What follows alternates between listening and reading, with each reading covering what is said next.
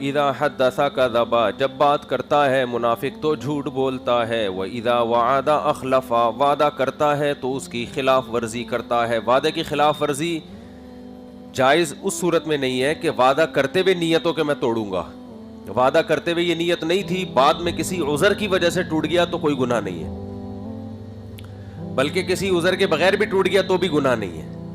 ہاں گناہ اس صورت میں ہوگا جب آپ کے وعدے کی وجہ سے سامنے والے کو کوئی اذیت ہو رہی ہو، کوئی تکلیف ہو رہی ہو۔ اس کی مثال ایسے جیسے آپ نے وعدہ کیا کہ میں 3 بجے انڈا موڑ پہ آپ کو ملوں گا، یہ وعدہ کر لیا آپ نے، وہ بندہ پہنچ گیا آپ پہنچے نہیں تو اس کو تکلیف ہوگی، تو ایذائے مسلم کیا ہے؟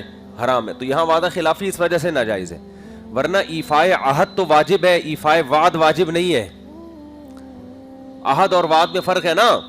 عہد کہتے ہیں جانبین سے جو ایگریمنٹ ہوتا ہے، جیسے خرید و فروخت میں، نکاح میں، اور جو بھی بین الاقوامی معاہدے ہوتے ہیں، یا آپس میں کوئی بھی معاہدہ ہو۔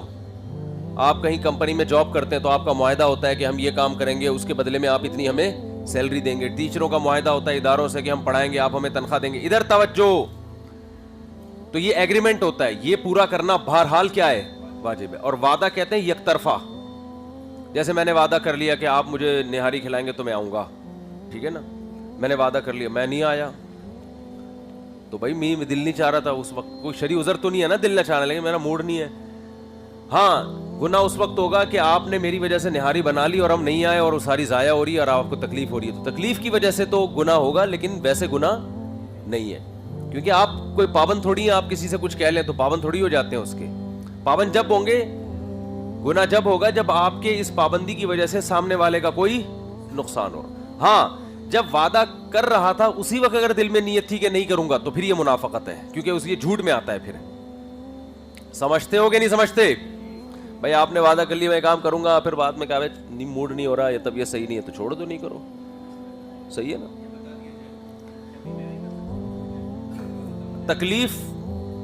تکلیف ہوتی ہے سامنے والے کو، یہ ایذائے مسلم بہرحال حرام ہے، اور اکثر وعدہ خلافی میں سامنے والے کو تکلیف ہوتی ہے، وہ انتظار میں بیٹھا ہوتا ہے، تو پھر یہ ناجائز ہے۔ تو پھر ایسی صورت میں اس کو پہلے بتا دیا جائے کہ میرا ارادہ نہاری کھانے کا معطل ہو چکا ہے، آپ روز مرہ معمول میں جو دال چاول کھاتے ہیں آپ آج وہی والا کھانا کھا لیں، میری وجہ سے نہاری کا تکلف نہ کریں۔